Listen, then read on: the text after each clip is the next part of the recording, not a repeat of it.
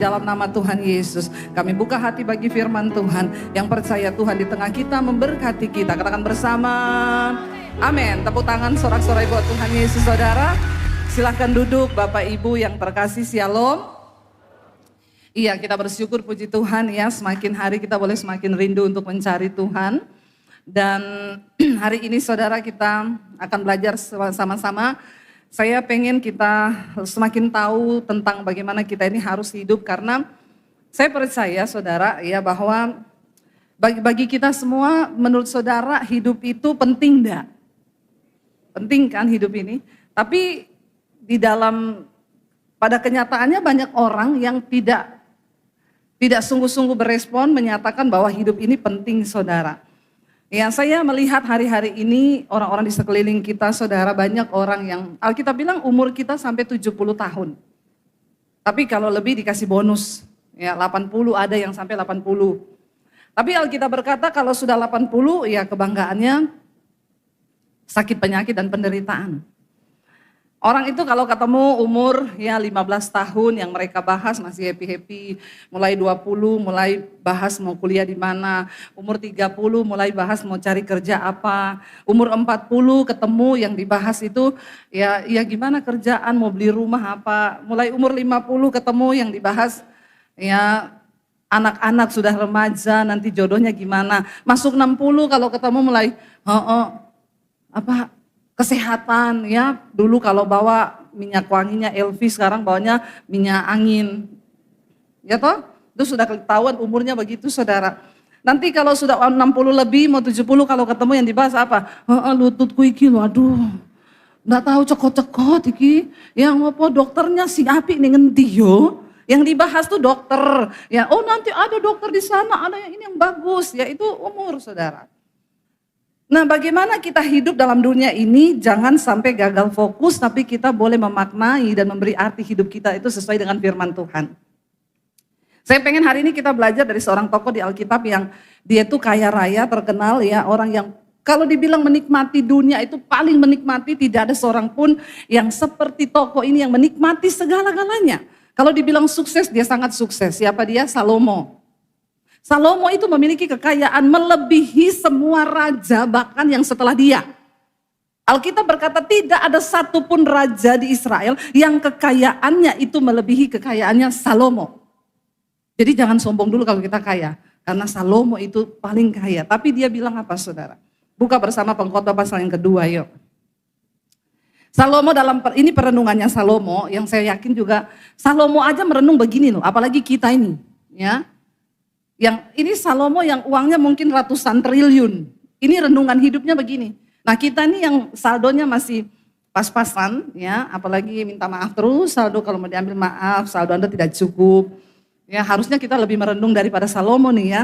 Yuk kita baca bersama yuk. Pengkhotbah pasal yang kedua ayat yang pertama begini Salomo bilang. Aku berkata dalam hati ya. Ini renungannya Salomo loh. Ya, mari aku hendak menguji kegirangan. Nikmatilah kesenangan, tetapi lihat juga itu pun sia-sia. Di terjemahan yang lain, Salomo berkata, aku mau menguji kebahagiaan. Bukankah setiap orang yang hidup mencari yang namanya kebahagiaan? Siapa pengen bahagia di sini? Semua ya. Saya juga pengen bahagia. Tapi apa yang Salomo bilang? Aku mencoba menguji kebahagiaan itu. Apa sih sebenarnya kebahagiaan hidup itu? Menurut saudara kebahagiaan itu apa saudara? Oh waktu saya menikmati dan saya dapatkan semua yang saya mau, itu saya bahagia. Ya, oh waktu saya bisa punya rumah, saya bisa punya mobil, saya bisa punya itu saya bahagia. Menurut saudara bahagia itu apa saudara? Oh waktu saya bisa nikah dengan orang yang memang benar tepat, itu bahagia. Tapi kita melihat arti kata bahagianya Salomo. Ayat 2 dia bilang begini saudara. Tentang tertawa, baca bersama, tentang tertawa aku berkata itu bodoh. Ya. Dan mengenai kegirangan, apa gunanya? Aku menyelidiki diriku, ayat 3 dia bilang begini. Aku menyelidiki diriku dengan menyegarkan tubuhku dengan anggur. Ya. Sedang akal budiku memimpin dengan hikmat. Artinya Salomo minum anggur tapi tidak mabok. Ya, orang kaya begitu biasanya. Karena yang mabok itu biasanya stres. Ya, tapi kalau orang cuma dia bilang aku menyegarkan tubuhku dengan anggur, tapi akal budiku tetap dalam diriku, artinya masih sadar. Kan banyak kan orang minum itu nggak sadar, ya itu sudah melampaui. Dia bilang aku menyegarkan diriku dengan anggur, ya tetapi akal budiku tetap memimpin dengan hikmat dan dengan memperoleh kebebalan sampai aku mengetahui apa sih yang baik bagi anak-anak manusia untuk dilakukan di bawah langit selama apa dikatakan hidup mereka yang pendek, saudara. Hidup ini sebenarnya pendek, umur manusia itu pendek. Alkitab bilang 70 tahun. 70 tahun itu enggak lama, apalagi sekarang yang sudah mulai menginjak kepala 6. Ya, berapa banyak yang kepala 6 angkat tangan? Yang kepala 7 ada? Yang kepala 7? Puji Tuhan ya, enggak usah takut ya ibu-ibu ya. Kalau dengar khotbah ini enggak usah takut, nih Alkitab yang bilang. Ya, dikatakan di sana bahwa hidup kita ini pendek. Kalau kita mencapai 70, kan ada yang enggak mencapai. Kemarin saya lihat status seorang ibu angkat foto anaknya meninggal. Saya tanya, Bu, anaknya umur berapa? 21 tahun Bu Debbie. 21 tahun meninggal, saudara. Kenapa Bu, sakit apa? Aduh sedih saya. Asam lambung ya naik sampai ke jantung dan meninggal. Sekarang banyak loh anak-anak muda itu asam lambung. Banyak loh ya. Ingat loh, asam lambung itu penyakit stres. Jangan biarkan dirimu stres. Makanya hari ini saya ajak merenung. Amin. Jangan banyak pikiran, renungkan hidupmu. Ya, dibilang hidup ini pendek, saudara. Kita nggak pernah tahu kita mau hidup sampai umur berapa. Bisa jadi yang sebelah kiri saudara minggu depan sudah tidak ada. Lihat sebelah kirimu. Yang sebelah kanan bisa jadi besok. Jangan senang dulu. Loh iya, hidup ini nggak ada yang tahu tuh. Nggak ada yang tahu, saudara. Saya tuh loh pelayanan di Jakarta. Minggu lalu masih lihat WL-nya nyanyi. Ya luar biasa sukacita, minggu depan meninggal. Nggak ada sakit loh saudara. Kita nih semua nggak ada yang tahu kan sampai kapan, ya bisa jadi juga saya kapan dipanggil nggak ada yang tahu. Hidup ini misteri dan kita harus memberi arti yang benar-benar supaya jangan ya sampai kelewat. Lalu Salomo bilang begini saudara. Lalu aku tuh berpikir apa yang baik bagi manusia selama mereka hidup di dalam umur mereka yang pendek di dunia ini. Yang baik itu apa? Dan biar ini menjadi perenungan kita sebelum Tuhan panggil kita harus melakukan sesuatu yang baik. Karena gak peduli berapa banyak hartamu, ya saudara mau miskin, mau kaya, mau pejabat, mau orang biasa, mau muda, mau tua, kita ini satu yang pasti dari kita semua ini yaitu kematian. Mau muda juga sedang berjalan pada kematian, yang tua juga berjalan pada kematian. Malah belum tentu yang tua duluan mati. Jadi tolong yang muda-muda sekarang kau jangan melirik sama yang 70 tahun, yang rambut putih terus kau dalam hatimu nih, dia duluan nih. Belum tentu loh, jangan sombong loh, belum tentu. Lalu Salomo bilang begini, dia mikir melakukan apa ya di bawah matahari yang pendek umurnya ini. Yo ayat 4 dia bilang begini, lalu dia melakukan, aku melakukan apa? Pekerjaan-pekerjaan besar, mendirikan bagiku rumah-rumah, menanami bagiku kebun-kebun, berarti rumahnya bukan satu. Mendirikan rumahnya banyak saudara. Dan menanami bagiku kebun-kebun, kebunnya juga nggak satu, kebunnya banyak. Ya, rumah banyak, kebun banyak. Saya tuh kalau dengar orang bilang, itu orang Bu sertifikatnya 1 karung. Sertifikat 1 karung saudara. Pernah kejadian di Palu ketika gempa berapa tahun yang lalu, tsunami besar dan terjadi likuifasi. Ada satu saudara gedung, itu gedung mewah dan itu suami istri ini bekerja dari dulu bekerja sampai mereka punya yaitu sertifikatnya 1 karung. Ketika gempa terjadi mereka berdua lari keluar. Sudah sampai di luar lupa karung sertifikatnya nggak dibawa. Balik lagi mereka berdua masuk untuk cari sertifikat. Begitu masuk roboh gedungnya. Terkubur hidup-hidup dengan sertifikatnya. Bayangkan saudara, selama hidup itu yang dicari, kerja terus banting tulang. Sampai dulu saya pernah kasih tahu satu ilustrasi kan, ada suami istri. Mereka tiap hari bekerja terus. Kadang suaminya bilang gini, mah kita ini kan sudah banyak duit, jalan-jalanlah ke luar negeri. Karena buat apa duit kita banyak? So, istrinya bilang, jangan tabung, belum banyak, kita kumpulin sebanyak mungkin. Tiap hari kerja sampai malam, satu saat istrinya lagi kerja mati kena serangan jantung. Karena kecapean gak pernah tidur. Waktu istrinya mati, suaminya nikah sama pembantunya Inem. Begitu nikah sama pembantu, Inem bilang, "Pak, Koko, kita liburan yuk ke Bali." Terbanglah mereka liburan ke Bali. Sambil berjemur di pantai hotel, Inem bilang gini, "Dulu Inem pikir Inem bekerja buat nyonya. Ternyata, siapa yang bekerja buat siapa? Nyonya yang bekerja buat." Itu namanya Inem lebih dari pemenang. Inem nyonya yang susah payah cari duit kerja, meninggal nyonyanya, Inem nikah sama bapak. Langsung Inem ngajak ke Bali, ke Singapura. Dan uang udah banyak. Jadi nyonya bekerja buat, hati-hati nyonya-nyonya. Juga tuan-tuan. Jangan sampai itu terjadi. Salomo bilang begini, "Aku melakukan pekerjaan besar, membangun, mendirikan rumah-rumah, menanami kebun-kebun, kebunnya banyak saudara, ditanami anggur. Aku mengusahakan bagiku kebun-kebun dan taman-taman." Dia mulai bergerak di dunia properti, bangun rumah-rumah banyak. Lalu nggak sampai di situ, dia bergerak di bidang perkebunan, dia bikin kebun anggur. Dan dikatakan bahkan dia itu bikin taman-taman. Dia menanaminya dengan rupa-rupa pohon buah-buahan. Wis, banyak saudara. Ayat 6, bukan cuma itu, aku menggali bagiku kolam-kolam untuk mengairi dari situ taman pohon-pohon muda. Semua dia kerjakan dengan enak, dengan sukacita, dia mengerjakan apa yang dia mau, dia kerjakan semuanya saudara. Aku membeli budak-budak laki-laki dan perempuan, dan juga ada budak-budak yang lahir di rumahku, dan aku juga mempunyai banyak sapi, kambing, dan domba. Melebihi siapa? Melebihi siapapun yang pernah hidup di Yerusalem sebelum aku. Bahkan sesudah dia, tidak ada yang melebihi kekayaannya saudara. Dia mulai bergerak di bidang peternakan, perkebunan, perumahan. Semuanya dikerjakan sama Salomo. Ternaknya banyak, dia tercatat sebagai orang yang terkaya. Semua dia punya. Waktu dia hidup, dia mengerjakan dengan sekuat tenaga dan Tuhan bikin dia berhasil saudara. Ayat yang ke-8, dia berkata di sana apa? Aku mengumpulkan juga bagiku apa? Perak dan juga emas, harta benda raja-raja dan daerah-daerah. Aku mencari bagiku biduan-biduan dan biduanita-biduanita. Dan yang menyenangkan anak-anak manusia, yaitu banyak. Menyenangkan itu bapak-bapak. Ya, ini Salomo yang bilang, bapak-bapak itu kalau dikasih izin istrinya nikah lagi, mau nikah lagi enggak? Karena ada istrimu di samping. Makanya kalau bilang enggak, sudah diinjak kakinya itu. Ya. Salomo berkata dia mengumpulkan perak dan emas. Saudara, sekarang emas lagi naik daun.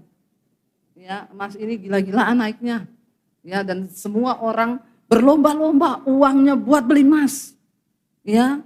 Ketika emas naik, kita diam-diam aja karena diam adalah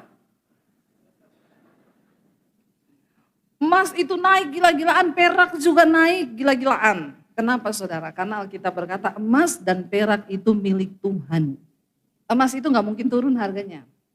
Karena tidak bisa dibuat oleh tangan manusia. Itu diciptakan oleh Tuhan. Dan makin lama memang makin habis. Tapi yang pengen makin banyak. Makanya tidak akan pernah turun harga emas. Salomo bukan cuma emas biasa. Dia mengumpulkan emas tua, bahkan harta benda raja-raja. Dari seluruh negeri dia beli harta benda raja-raja. Dia koleksi kumpulannya kerajaan-kerajaan. Apa yang kurang dia mau, semua dia bisa dapat.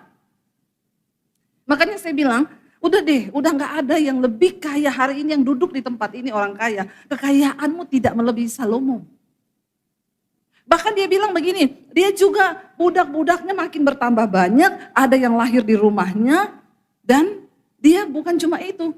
Masih gak enak nih hidup kok cuma gini-gini aja ya, semua sudah dikerjakan, semua berhasil. Dia panggil biduan-biduan, penyanyi-penyanyi saudara. Tiap malam diundang itu para penyanyi datang. Ya kalau zaman sekarang mungkin masih ada Salomo diundang, Justin Bieber diundang, ya Inul, goyang ngebor di istananya. Pokoknya untuk menghibur hatinya. Ya suruh nyanyi karena ya sudah semuanya dia dapat. Ya, nyanyi di sini untuk menghibur hatinya. Dia ngapain aja, bebas saudara. Namanya juga orang kaya. Semua dia punya, semua dia dapat. Lalu dia bilang, dan bahkan aku mencoba melakukan apa yang disenangi oleh anak-anak manusia, yaitu banyak gundik.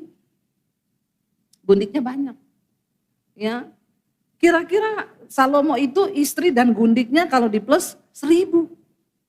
1.000 loh. Ada di sini bapak-bapak yang bisa kawin 1.000? Kata bapaknya gini, satu aja pusing saya bu. Istri saya satu aja nih ya. Tiap hari bukan tambah kecil tambah besar bu. Ya, malah mengerikan. Ini 1.000 saudara. Ya, itu kalau dibagi setahun dia mungkin ya 6 bulan sekali baru ketemu satu. Apa yang dia mau dia turuti. Istrinya 1.000. Itu istri plus gundik loh, kurang apa saudara? Dia lakukan semua apa yang disenangi, tapi dia bilang begini saudara. Dengan demikian, ayat 9 dikatakan di sana apa? Dengan demikian aku menjadi besar daripada siapapun yang pernah hidup di Yerusalem sebelum aku, dan pada itu hikmatku tinggal tetap padaku. Ayat 10, aku tidak merintangi mataku dari apapun yang dikehendakinya. Dan aku tidak menahan hatiku dari sukacita apapun, sebab hatiku bersukacita karena segala jerih payahku. Itulah buah dari segala jerih payahku. Dia tidak menahan pandangan matanya, apa yang dia pengen dia turuti. Apa yang dia lihat dia turuti. Padahal Alkitab berkata, mata adalah pelita tubuh. Jangan dituruti semua keinginan matamu. Karena yang ada dalam dunia ini kata Yesus cuma 3 hal. Keinginan mata, keinginan daging, dan kesombongan hidup. Tapi Salomo dia ikuti semua yang dia mau, dia turuti apa yang matanya lihat. Dia tidak menolak apapun yang hatinya mau, dia ikuti saudara.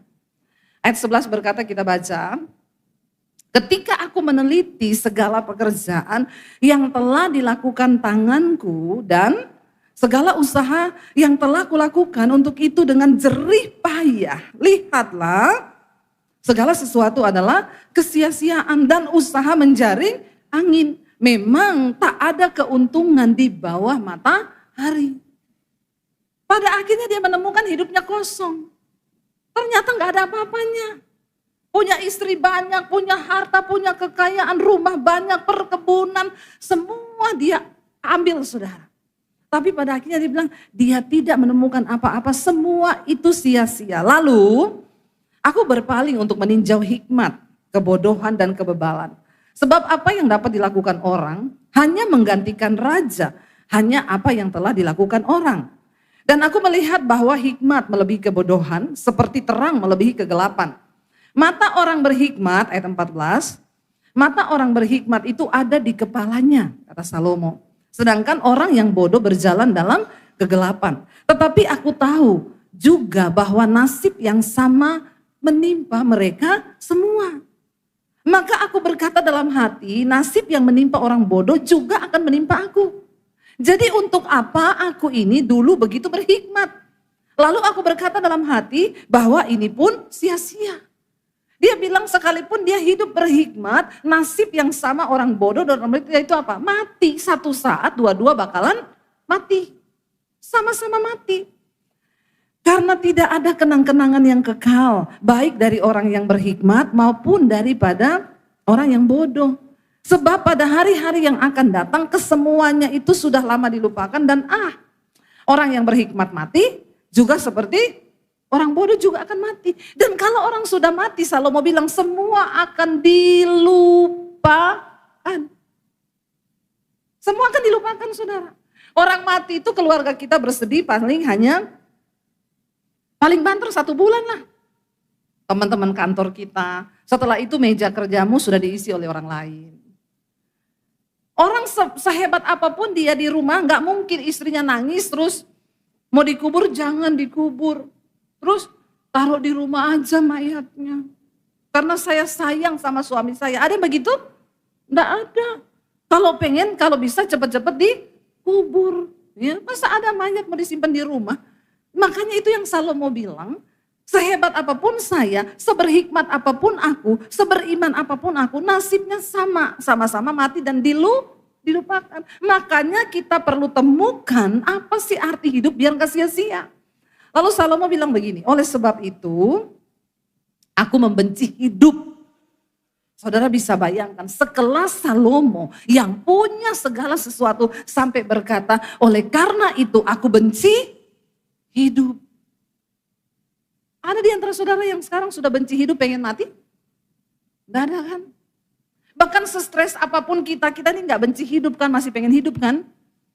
Tapi Salomo sebagai seorang yang paling kaya pernah berkata, dia benci dengan hidup. Karena aku menganggap menyusahkan apa yang dilakukan di bawah matahari, sebab segala sesuatu adalah kesia-siaan dan usaha menjaring angin. Memang seperti inilah hidup manusia, saudara. Kita datang telanjang, gak bawa apapun, kita mati pun kita tidak bawa apapun. Ini loh arti hidup sesungguhnya. Dia bilang begini, aku membenci segala usaha yang kulakukan dengan jerih payah di bawah matahari. Sebab aku harus meninggalkannya kepada orang-orang yang nanti akan datang sesudah aku. Sehebat apapun kita bekerja keras, waktu mati semuanya kita akan tinggalkan. Lalu orang-orang yang tidak bekerja, mereka yang akan menikmati. Jadi bapak-bapak boleh kerja, tapi jangan lupa waktu, jangan lupa kau menikmati hidup, jangan lupa menikmati sesuatu. Amin. Lalu Salomo bilang begini saudara. Dan siapakah yang akan mengetahui apakah orang bodoh itu berhikmat atau bodoh? Meskipun demikian, ia akan berkuasa atas segala usaha yang kulakukan di bawah matahari dengan jerih payah, dengan mempergunakan hikmat. Itu pun sia-sia. Salomo bilang kalau aku mati, nanti akan ada penggantiku. Lah apakah dia orang berhikmat atau bodoh kan aku enggak tahu. Tetapi kan dia yang akan menikmati semua harta yang sudah aku cari dengan jerih lelahku selama ini. Itu pun adalah sia-sia. Lalu dengan demikian, aku mulai putus asa. Bayangkan loh, sekelas Salomo putus asa. Bukan karena miskin, bukan karena nggak punya uang. Saking terlalu kaya, jadi putus. Ini lebih kasihan lagi saudara. Kalau kita putus asa karena miskin, ya biasa toh. Biasa kan? Teman saya ngangkati, dia kan lagi liburan nih ke Swiss. Dia ngangkat di pesawat saudara. Pesawatnya getar-getar, tulisannya begini, aduh memang ya kalau pesawat nabrak awan itu bikin jantung mau copot. Saya balas, lebih bikin deg-degan jatuh tempo. Karena kau enggak pernah merasakan jatuh tempo. Makanya kau bilang naik pesawat deg-degan, lebih deg-degan lagi yang mau jatuh tempo besok dan uangnya enggak ada. Iya enggak saudara? Saya pernah merasakan itu soalnya. Kalau kita yang miskin enggak tahu mau bayar besok pakai apa, jadi putus asa, itu mah biasa kan? Biasa enggak? Siapa yang pernah merasakan besok mau jatuh tempo enggak ada duit? Enggak ada ya, di sini semua ada duit ya.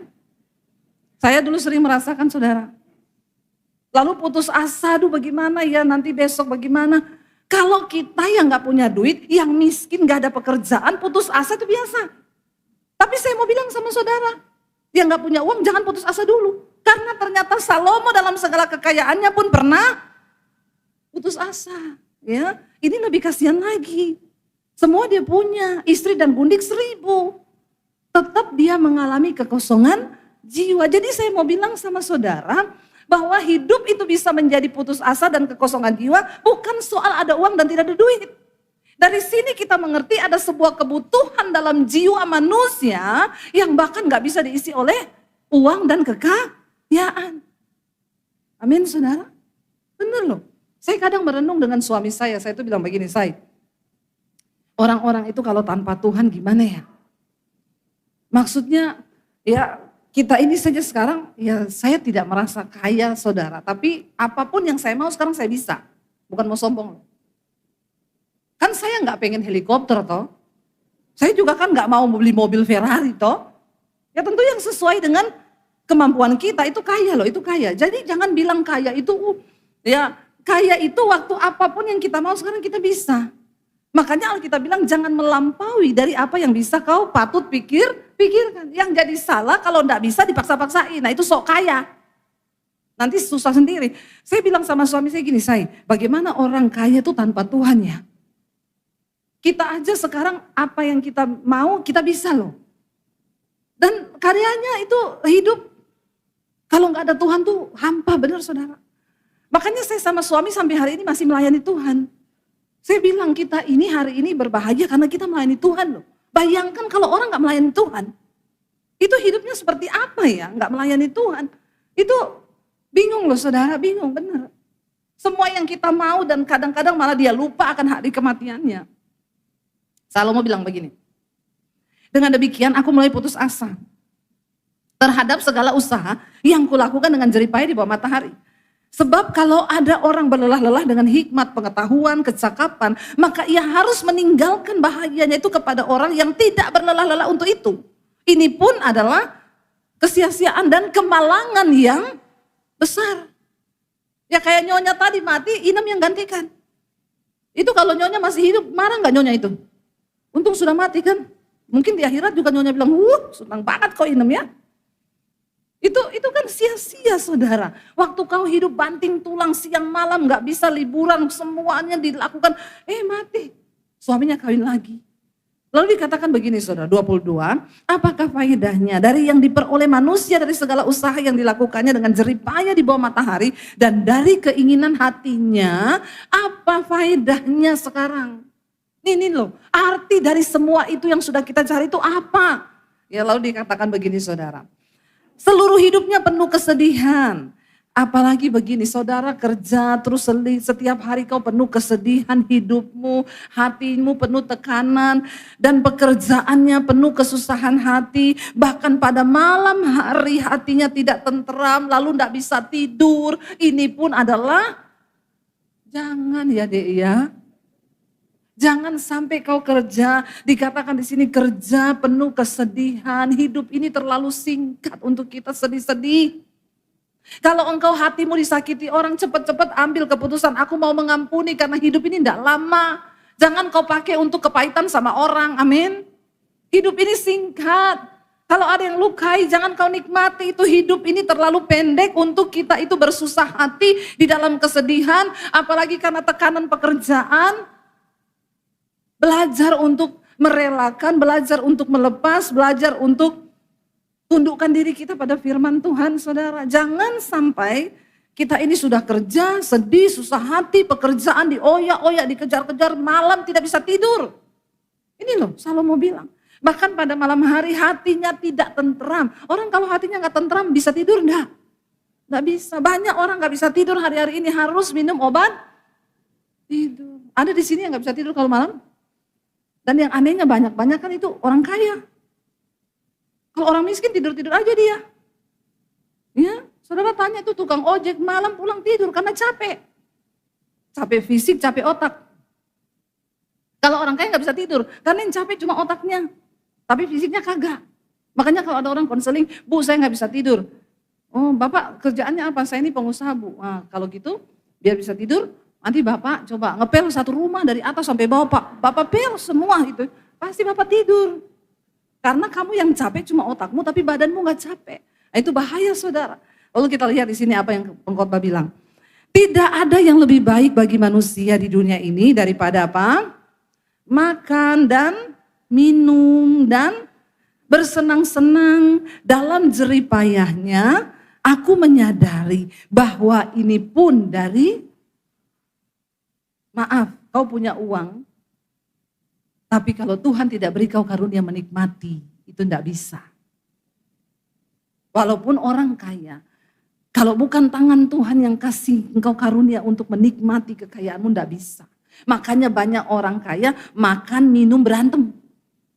Tapi orang yang disertai Tuhan, yang hidupnya ada campur tangan Tuhan, Salomo bilang, tidak ada yang lebih baik bagi manusia di dunia ini daripada makan dan minum, dan bersenang-senang dalam jeripayahnya, tetapi aku menyadari bahwa ini pun dari tangan Allah. Mari kita minta saudara penyertaan Tuhan dalam hidup kita, amin. Di sini nggak dibilang soal makannya daging atau steak atau apa, enggak loh. Makan, minum dan bersenang-senang. Walaupun miskin kita masih bisa makan, masih minum, masih bisa senang-senang. Kalau ada tangan Tuhan yang menyertai hidup kita saudara, amin. Jadi kita menemukan sekarang arti hidup bukanlah soal kekayaan. Tapi dari tangan Tuhan yang menyertai, memberkati, dan memberikan kita perkenanan Tuhan. Dikatakan di sini karena siapa dapat makan dan merasakan kenikmatan di luar Tuhan. Siapa yang bisa merasakan kenikmatan selain daripada orang-orang yang dekat dengan Tuhan. Cuma Tuhan yang bisa membuat kita merasa bersyukur dan ada kenikmatan di dalam kehidupan ini. Makanya dalam segala jerih payah usaha yang kau kerjakan, selalu engkau tetap tinggal di dalam Tuhan. Jangan lari dari Tuhan. Tidak ada kenikmatan lain di luar Tuhan. Bukan soal kau punya banyak. Saya sudah melihat banyak orang kaya, saudara. Saya ketemu banyak orang kaya. Tapi yang berbahagia itu cuma mereka yang hidupnya dekat dengan Tuhan. Yang di luar Tuhan enggak. Rumah tangganya hancur, bercerai, anaknya narkoba. Banyak duit loh saudara. Tapi ternyata duit yang mereka dapat itu menghancurkan diri mereka sendiri. Karena mereka di luar Tuhan. Sebaliknya saya bisa banyak melihat orang yang sederhana hidupnya, tapi mereka berjalan bersama Tuhan. Lebih berbahagia daripada orang-orang kaya yang di luar Tuhan. Saya pernah cerita, saya ketemu satu ibu. Kaya banget saudara, tidak punya anak lagi. Kaya banget ya. Enggak punya anak. Satu saat tadinya ibu ini sehat, saya dulu diundang ke persekutuannya, sehat saudara. Tiba-tiba sakit-sakitan ibu ini, saya tanya, itu ibu kenapa sakit-sakitan? Jadi gini bu, dia tuh ada kerjasama sama orang, ya uangnya dibawa lari, berapa ratus M gitu. Terus, tapi dia masih kaya tuh, kekayaannya masih banyak. Tapi dia sakit hati dengan uang yang dibawa lari itu. Padahal waktu saya ketemu dia bilang gini, bu, ibu harus beli bantal. Itu bantal elektromagnetik. Nanti kalau kita tidur pakai bantal itu bantal bisa menyerap racun-racun dari tubuh kita. Dia pakai di rumah sandal magnetik. Bisa menyerap racun dari kaki. Selimutnya selimut magnetik. Saya sampai gini, itu pasti mahal. Iya mahal ini bu memang, tapi ibu pakai biar sehat. Dia tunjukin saya wajannya di dapur. Ini semua wajan-wajan elektromagnetik bu, beli dari Jepang. Kenapa bu? Wajan ini mahal sekali. Iya. Saya mau beli bu satu, kalau saya masukin ayam tiba-tiba jadi rendang. Mau saya? Masukin ayam jadi rendang, masukin ini jadi, oh enggak bu, ya ini tetap ayam. Ayam rebus tetap ayam rebus, iya enggak berubah tuh, enggak. Tapi semua racun-racunnya sudah diisep sama wajan ini, kolesterolnya apa, jadi kita makan sehat. Oh gitu ya bu, ya. Ya sandal magnetik, jadi dia jalannya gini-gini kan, karena sambil disedot-sedot racunnya tuh. Waktu dia ditipu uangnya ratusan juta. Dia tidur pakai bantal magnetik, kasur magnetik, selimut magnetik. Tapi tiap hari dia sedih ingat uang ratusan juta dibawa lari orang. Tiba-tiba mulai kurus, saya ketemu orang-orang ngomong dia kena cancer bu. Dalam waktu cepat, karena stres pikirannya, uangnya dibawa lari, kena cancer. Tidak lama saudara, hanya 3 bulan meninggal ibu itu. Meninggalkan suami dengan harta ratusan miliar. Ya. Saudara, seringkali orang kalau nggak punya Tuhan, ini bahayanya. Hartanya melekat di hartanya. Saya bilang kenapa dia tidak memilih merelakan uang yang dibawa lari orang dan mensyukuri yang masih ada kan? Tuh masih ada loh. Dia kepahitan, dia kecewa, biar mau pakai bantal magnetik. Kalau hati melekat di harta, tidur nggak bisa hilang itu pikiran. Bantalnya magnetik saudara. Tapi kepahitannya tetap ingat terus itu kok orang bawa lari uang saya kok gini-gini. Kita harus belajar di hidup ini. Bahwa semua yang kita punya itu titipan Tuhan, amin. Supaya satu saat waktu kau ditipu kau bisa merelakan. Saya waktu itu belum kaya banget, saudara, saya gak punya uang puluhan M atau MM-an. Ditipu uang saya 300 juta dibawa lari. Saya belajar untuk berkata, Tuhan ini adalah milikmu. Dalam nama Yesus, tolong jagai hatiku. Tiap kali setan ingetin orang itu kurang ajar ya, orang itu bawa lari uangmu. Dalam nama Yesus, dia lebih butuh Tuhan. Biarkan dia ambil, aku mau melepaskan pengampunan, Harus begitu. Itu bedanya orang dalam Tuhan dan tidak. Kalau enggak mati juga saya. Tiap hari kepahitan, tiap hari ingat mukanya. Kan orang kepahitan tuh sama dengan orang jatuh cinta loh. Aku mau makan, ingat dia. Aku mau tidur ingat dia. Iya tak? Mau apa aja ingat dia kan. Nah kita harus belajar saudara. Saya sudah melihat itu. Padahal kaya nggak punya anak. Kalau mau dipikir juga uang buat apa coba. Ya, toh dia mati juga nggak ada yang mau ditinggalin warisan. Tapi dia ingat dalam waktu singkat kena cancer. Mati saudara. Uangnya nggak bisa membawa kebahagiaan. Makanya Salomo berkata begini, siapa yang dapat makan dan merasakan kenikmatan di luar Tuhan? Nggak ada. Mau sekaya apapun orang nggak ada Tuhan, hidupnya hancur.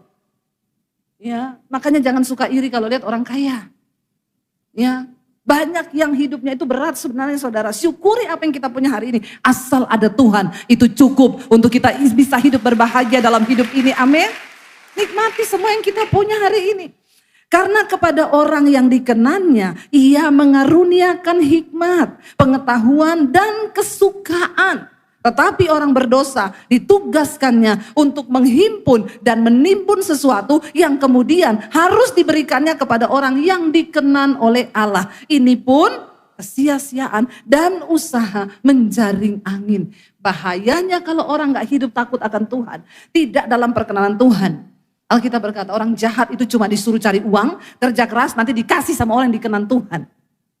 Sia-sia enggak? Sia-sia. Kerja keras iya, dapat duit banyak, tapi enggak dikasih karunia menikmati. Enggak pernah bersyukur. Enggak pernah bisa legowo, waktu sesuatu hilang kita enggak pernah bisa bersyukur.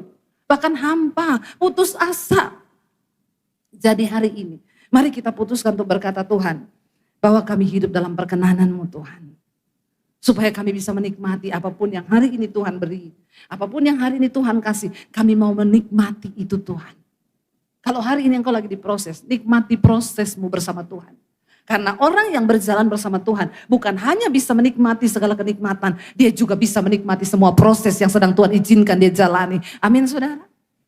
Bersama Tuhan. Yang terpenting bukan ada uang atau tidak ada uang. Ada masalah atau tidak ada masalah. Yang terpenting dengan siapa engkau berjalan hari ini. Kalau hidupmu dalam perkenanan Tuhan, mau itu proses, mau itu berkat, engkau tetap bisa mensyukuri semuanya. Amin. Kenapa saya berkata ini saudara? Karena saya pun mengalami perkenanan Tuhan, itu yang membuat hidup kita berbahagia. Orang yang dalam perkenanan Tuhan walaupun kaya tidak pelit. Ada orang kaya pelit saudara. Ya, ini pun sia-sia, tidak bisa menikmati hidup. Ya, tetapi ketika kita dalam Tuhan, ingat ayat ini berkata, siapa yang bisa makan, minum, dan menikmati segala apa yang dia punya kalau dia berada di luar Tuhan? Hanya orang yang berada dalam Tuhan yang akan bisa menikmati segalanya. Amin. Kita bangkit berdiri bersama dalam Tuhan saudara.